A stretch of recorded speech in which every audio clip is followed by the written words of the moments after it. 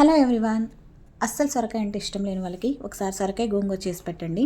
చాలా tasty and simple process. పొయ్యి మీద కళాయి పెట్టి ఆయిల్ వేసుకొని జీలకర్ర, పచ్చిమిర్చి, ఆనియన్స్ వేసుకొని ఫ్రై చేసుకోవాలి. అవి ఫ్రై అయిపోయిన తర్వాత ముందుగా సన్నగా తరిగి పెట్టుకున్న సొరకాయ ముక్కలు వేసి 5 minutes ఉడికించుకోవాలి. అలా ఉడికిన వాటిలో అర స్పూన్ పసుపు, మన టేస్ట్కి తగినంత ఉప్పు వేసి బాగా కలుపుతూ చక్కగా మూత పెట్టి కుక్ చేసుకోవాలి. ఇలా 70% ఉడికిన తర్వాత అర స్పూను అల్లం వెల్లుల్లి పేస్ట్ వేసుకోవాలి.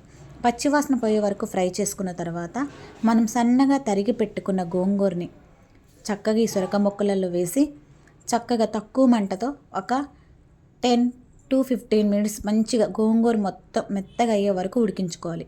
ఆల్రెడీ సొరక ముక్కలు ఉడుకున్నాయి కాబట్టి గోంగూర వేసిన తర్వాత కొంచెం వాటర్ వస్తుందండి. గోంగూర నుంచి చక్కగా ఉడికిపోతుంది. తర్వాత మన టేస్ట్కి తగినంత కారాన్ని వేస్తే ఎంతో టేస్టీ అయిన సొరకాయ గోంగూర రెడీ. నచ్చితే like and share and subscribe.